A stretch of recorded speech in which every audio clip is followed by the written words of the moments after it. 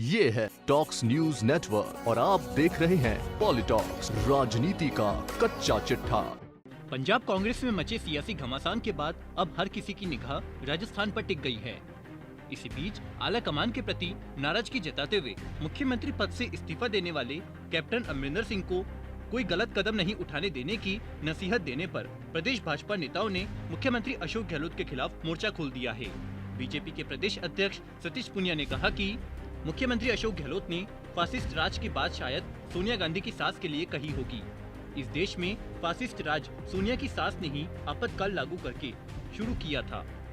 वहीं उपनेता प्रतिपक्ष राजेंद्र राठौड़ ने कहा कि मंत्रिमंडल का पुनर्गठन नहीं करने की जिद पर अड़े प्रदेश के मुख्यमंत्री अशोक गहलोत का अब पंजाब के पूर्व मुख्यमंत्री अमरिंदर सिंह को देश और पार्टी की दुहाई देकर अंतरात्मा को सुनने की बात कहना हास्यास्पद है। दरअसल पंजाब के मुख्यमंत्री पद से इस्तीफा देने के बाद कैप्टन अमरिंदर सिंह द्वारा दिए गए बयान की अब विकल्प खुल गए हैं। इस पर अमरिंदर सिंह से अपील करते हुए मुख्यमंत्री अशोक गहलोत ने ट्वीट कर लिखा है कि मुझे उम्मीद है कि कैप्टन अमरिंदर सिंह जी ऐसा कोई कदम नहीं उठाएंगे जिससे कांग्रेस पार्टी को हो नुकसान। कैप्टन साहब ने स्वयं कहा कि पार्टी ने उन्हें 9.5 साल तक मुख्यमंत्री बनाकर रखा है। उन्होंने अपने सर्वोच्च क्षमता के अनुरूप कार्य कर पंजाब की जनता की सेवा की है।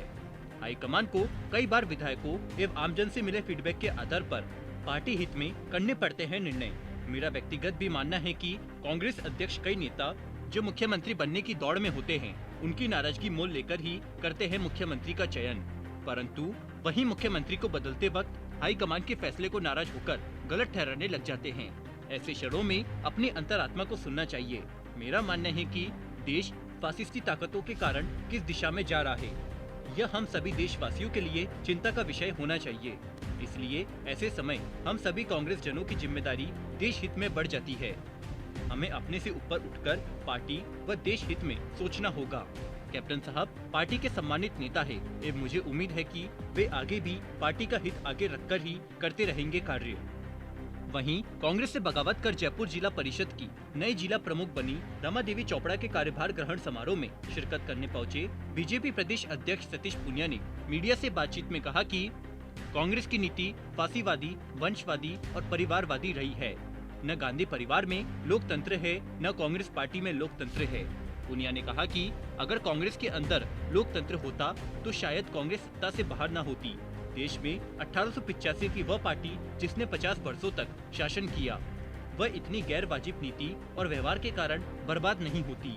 मुख्यमंत्री अशोक गहलोत की ओर से पंजाब के पूर्व सीएम कैप्टन अमरिंदर सिंह को दी गई नसीहत पर बीजेपी प्रदेश अध्यक्ष ने पूनिया ने कटाक्ष करते हुए कहा कि ऐसी सलाह कोई डरा हुआ व्यक्ति देता है जिसके नीचे की जमीन खिसकती और कुर्सी के पाए हिलते हों।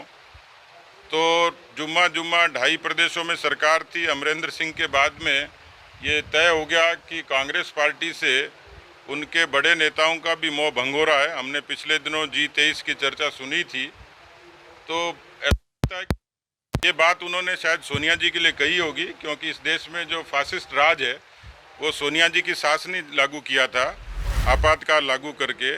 कांग्रेस की नीति फासीवादी, वंशवादी और परिवारवादी रही है। उस परिवार में न लोकतंत्र है, न कांग्रेस पार्टी में लोकतंत्र है। यदि ऐसा होता तो शायद कांग्रेस सत्ता से बाहर नहीं होती और देश में 1885 की वो पार्टी जिसने 50 वर्षों तक शासन किया वो इतनी अप्रासंगिक नीतियों और व्यवहार के नाते नहीं होती। वहीं राजस्थान में मंत्रिमंडल विस्तार की संभावनाओं को लेकर पूछे गए सवाल पर सतीश पूनिया ने कहा कि ये सवाल मुझे लगता है कि अमिताभ बच्चन के कौन बनेगा करोड़पति जैसा सवाल हो गया कि न सवाल का आधार है, न जवाब मिल पा रहा और न लोगों को इनाम मिल पाएगा। लेकिन अभी तो ऐसा लगता है कि राजस्थान में बाकी समस्याओं से बड़ा काम मंत्रिमंडल का पुनर्गठन ही है, पर वो लगता नहीं है। कई लोगों के कोर्ट सिलसिला रह गए, कईयों के मुंगेरी लाल के हसीन सपने हो गए। अब पता नहीं कब राधा नाचेगी, कब नौमन तेल होगा। वहीं उपनेता प्रतिपक्ष राजेंद्र राठौड़ ने कहा कि 1 दर्जन बार से ज्यादा आला कमान के दूध को बैरिंग उठाने वाले मुख्यमंत्री जी ने पंजाब के मुख्यमंत्री जी को सलाह दी कि आला कमान की सलाह माने, अंतरात्मा की आवाज़ के आधार पर मुख्यमंत्री बदलने पर कुपित नहीं हो, नाराज नहीं हो। मैं समझता हूँ अच्छा रहता यही सलाह वो आला कमान की मान लेते। अब तक मंत्रिमंडल के पुनर्गठन के इंतजार में वो लोग बैठे हैं जो लंबे समय से इंतजार कर रहे थे।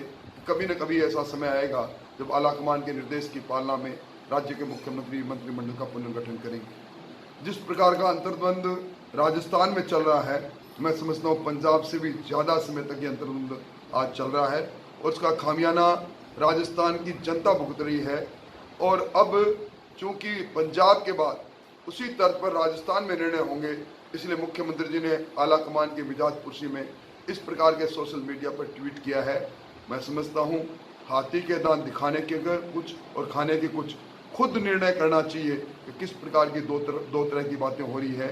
और आलाकमान को निर्देश देने से पहले मंत्रिमंडल के पुनर्गठन में जो उन्होंने वादा किया था 14 महीने पहले आलाकमान के दूतों से, उसकी बात को पूरा करें तो अच्छा रहेगा। पॉलिटॉक्स ब्यूरो, जयपुर। ये है टॉक्स न्यूज नेटवर्क और आप देख रहे हैं पॉलिटॉक्स, राजनीति का कच्चा चिट्ठा।